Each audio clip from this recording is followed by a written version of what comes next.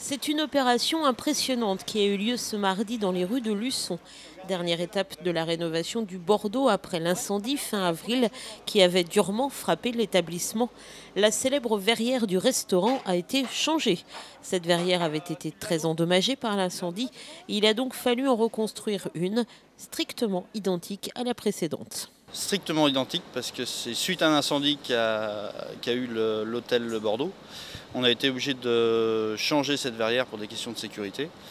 Et de par la structure du bâtiment et de par les bâtiments de France, on a respecté exactement la même verrière qu'existante pour les besoins du restaurant et sans perturber l'activité du restaurant. C'est-à-dire actuellement, le restaurant est toujours en activité, on a réuni toutes les conditions de sécurité pour continuer l'activité du restaurant.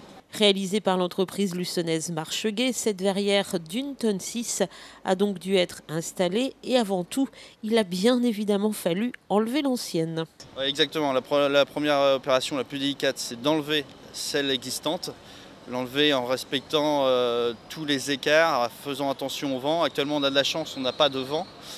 Ce matin, c'est idéal, c'est le temps idéal pour l'enlever. La seconde verrière arrive dans quelques minutes, elle va être livrée et elle va être positionnée au même endroit. Et là aussi, opération délicate car il a fallu lever la verrière à environ 18 mètres de hauteur pour la hisser par-dessus le bâtiment. La plus grosse difficulté, c'est de passer par-dessus les bâtiments et garder un aplomb exact en permanence sur la descente de la verrière. C'est surtout ça la principale difficulté. Et puis une fois que c'est fait, c'est posé, on a juste à fixer. Une grue spéciale a donc été nécessaire avec aux commandes un pilote plein de sang-froid et surtout très au fait des précautions à prendre dans ce genre de manœuvre.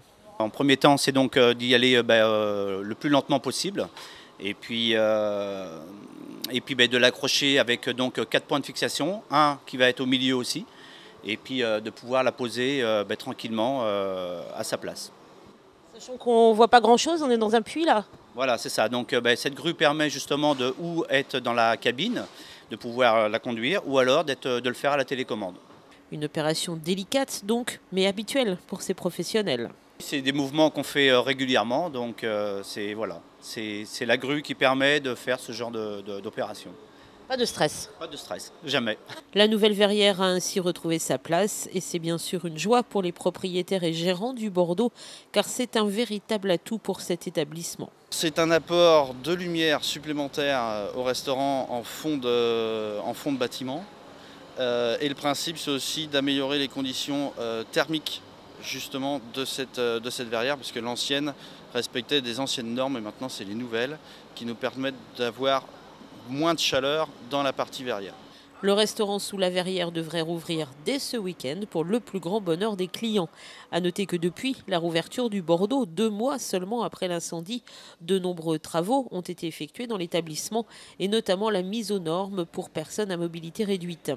Par ailleurs, le service n'a jamais cessé malgré les difficultés et ce grâce à une équipe qui n'a pas démérité durant cette épreuve. Cette dernière opération est donc un soulagement pour tous et va pouvoir permettre de tourner une page quelque peu douloureuse.